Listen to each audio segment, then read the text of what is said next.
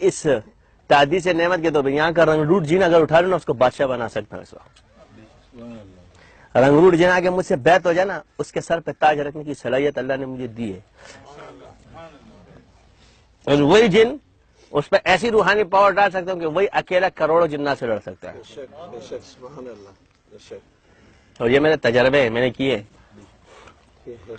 تو انسان اشرف المخلوقات ہے. کیا ہے؟ اللہ تعالیٰ نے اپنا نائب جو بنایا وہ انسان کو بنایا ہے, اور اس کے بعد سب. ٹھیک ہے, بنتے تم انہیں کی وجہ سے ہو. پہلے تمہارے پاس جن آتا ہے تو تمہارے اندر ہوتے ہیں, پھر ملکوتی طاقت آتی ہے, پھر اللہ تمہیں ایسے بنا دیتا ہے کہ تم اللہ کے اتنے قریب ہو جاتے. پہلے تم ان کے تابع, پھر یہ سب تمہارے تابع. اسٹیپ بائی اسٹیپ ہے بس. چلے تو کٹ ہی جائے گا سفر آہستہ آہستہ. سمجھے؟ ایک دفعہ محنت کرو اور منڈ کے کرو. ہاں تو نے کتنے جن پکڑے؟ 40 دن. کچھ ہوا؟ نظر آیا؟ اکیلے تھے تو میں نظر آ جائے گا. نقش بندی شادیوں کو جن نظر آئیں گے. 4 کلومیٹر پہ کھڑے ہوتے ہیں. کہاں کھڑے ہوتے ہیں؟ تو اب دوسرے کو دکھا سکتے ہیں مگر تجھے اپنا آپ نہیں دکھائیں گے. جا. کتنے فقیر ملے تیرے سے؟ ابھی نہیں ملے, مل جائے گا. ہاں بس پڑھتا رہے. تم کتابوں سے دیکھ دیکھ کے پڑھو, شاباش جن مل جائیں گے. شمس المعارف کے وظائف کرو, زیادہ معتبر ہے. صحیح ہے. چہلقاف کرو, یہ باقی وظیفے چھوڑو. یہ والے روحانی جو وظیفہ بتا رہا ہوں اس کو کرو. چہلقاف پڑھو. جس کو ظاہری جن دیکھنے کا شوق ہو چہلقاف کا وظیفہ کرے. کفا کا ربو کا کم یکفی کوا کے فتن, اس میں آ جاتا. یہ مشائخ کا مجرب عمل ہے. ٹھیک ہے.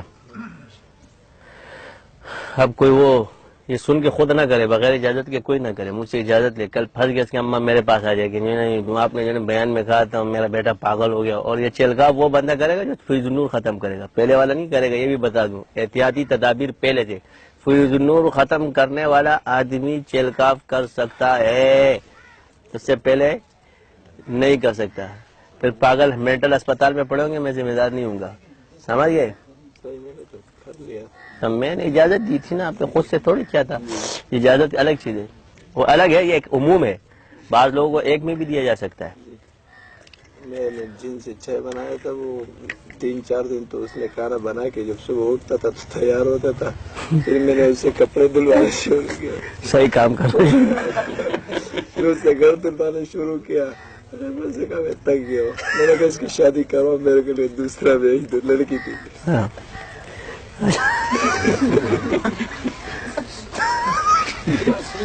تو شادی کر لیتا نا, توجہ اتحادی پوری ڈال دیتا, طاقت اور ہو جاتی تھی. جان نہیں چھوڑ لیتا. وہ کہہ رہے تھے میرے ساتھ شادی کر.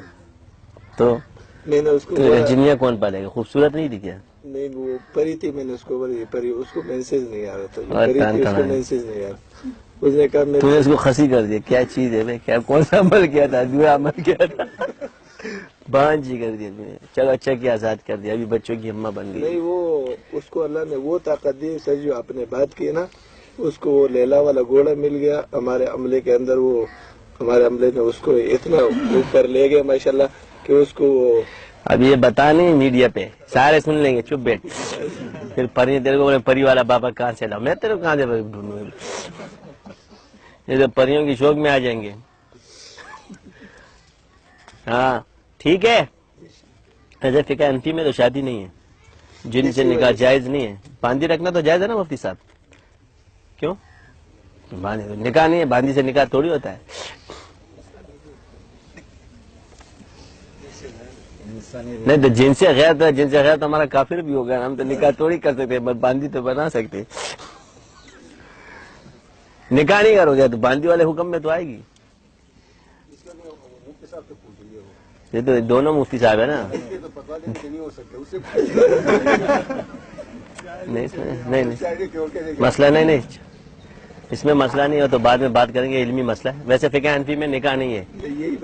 ٹھیک ہے, لیکن کام وغیرہ لے سکتے، کام لینا جائز ہے، نکاح جائز نہیں ہمارے، ہم اپنا مذہب تھوڑی بدل سکتے ہیں، تو امام نے بولا ہے، امام کی تقلید کریں گے، بحالت مجبوری خروج جائز ہے۔